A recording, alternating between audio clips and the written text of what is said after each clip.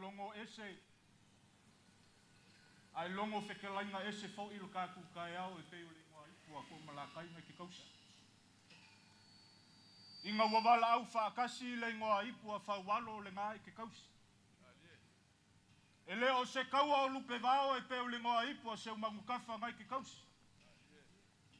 Au a mangu whaifo mai langi le ngā ipua kupuola ngai ke kausa. A fesili pe ai se a. Leo mai au nga si la au nga kofi fonga e pei o le ngā ipua lau kapa au kausa. Mga kulea au mai a maanga vanga pa i e whai mafola sanga sumako upu. A wale kai au male asu. Kulonga ia le kupua mali malae. Kulonga ia singave maulum kokua. Kulonga ia le li kai au mali usufa alo. Le li kai au mai o lau fionga. Ile foi fale o salvalas. Au se e kai foi alo singa. Au se usufa alo foi il fale kolu mali vai ngalepa. Soia kuli mavave wale e kai puai. Bale li kai au le fionga li kai o le maloku kokasi o Samoa. Le lau au e ange ngei malai filongia lau sunga i le lauli o le mali e koa. Au se li kai au foi. Ale ngofo a mingiska. Ai mai se foi o le lavelo le kalalea. Wal pa ia ma walungo le whainga malo Samoa. O lele foi e wha vai lolo. Leo lo se eilingo fo le kungu i lau fionga le whonga whakalai. I lau kau kalanga a koa. Kulaunga ia. Kulaunga kai au maleasu. Ava.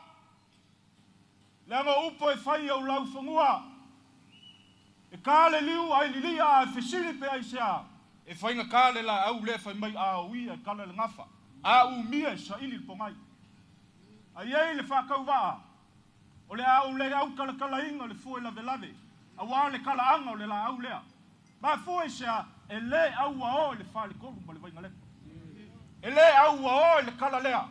O lo waka ui ei upo Samoa. Kau ai ngau sula. Pai mai o avo ipu. A le ava haki le sa lepa il malai. Avo le vele velenga, avo sele selenga, avo le wha ele leama. Mangaku le maa FC. Se o ava ngaki, o ava nga whala, o ava nga fsikai, o ava nga sasa, o ava o kupu, o ava o papa, o ava nga moengai, ava nga kofa. Ava nga wha ngā sua wale ngā lue ngā le kua. Ava sa wha pele a waku mua mpule. Ava sa wha polo. Ava nga saili, ava nga keu, ava nga fili wa a koi le so. Ongo lea. Lau kou wha e le wha foku kupu. Ma le wha foku le waali. Le wha ngofo le fionga. Ia kui singave maurum kua. Se wha alo i ngā maulunga. Ua malie ai ma le lau kua. Ua malie ai ma le whanga i laua. Malie e wolongo, malie ma le pa uso, malie le papo le wha kolo ngā kama, malie le papa i sau, le papa i ngala. Malie ma le marko masanga yung kafu malai ma le kangaloa, opo ingo malie le wha se lau. Malie le whanga i fo, malie le whanga i le lau. Ongo lea. Loko wha e kala lea.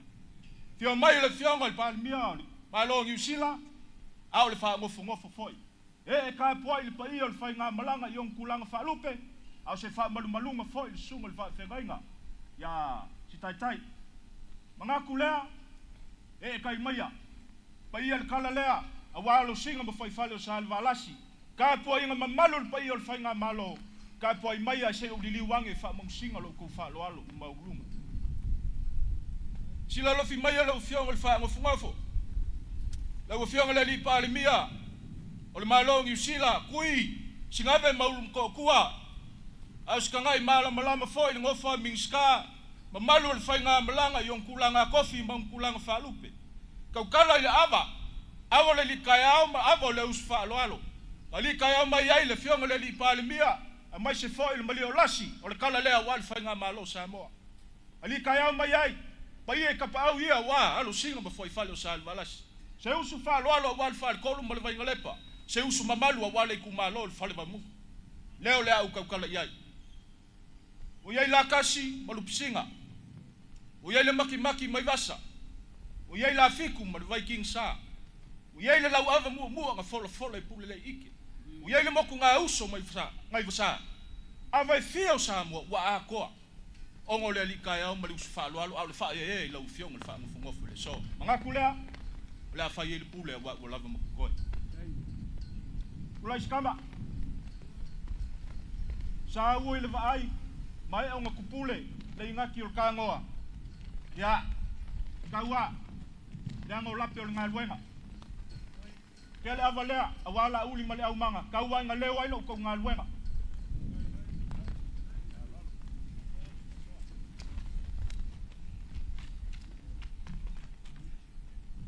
mua me mka usa le avandelangi kel ku ngasele wale avalipu sungale kai usanginga ka po inga le ufainga luenga lo ka mau fungu ngai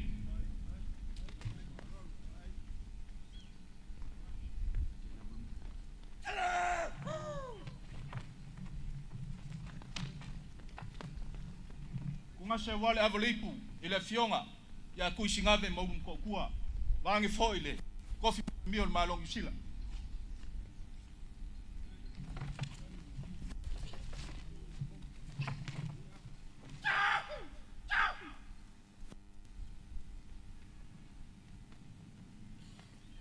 le alofa mal fa ka wolofa le fa lo le kai mai kai o malo ka ku malo ku ka su Samoa ya la usunga la uli mali ko avolipu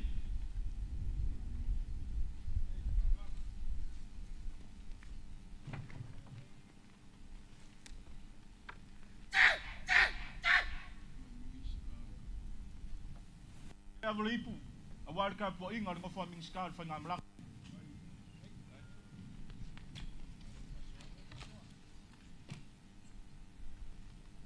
avolipu warka po inga ka pau lele lo e mai le fionga ia savai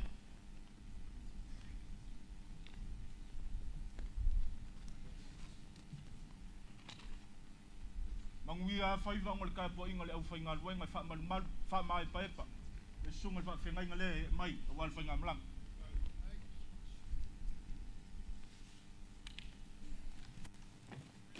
e nga vaku selangonga kai mi usola le mai maku mai kau mal vai leo lo se e ling fo le ku lo fiong fong sklai avolipu wale mai lo fiong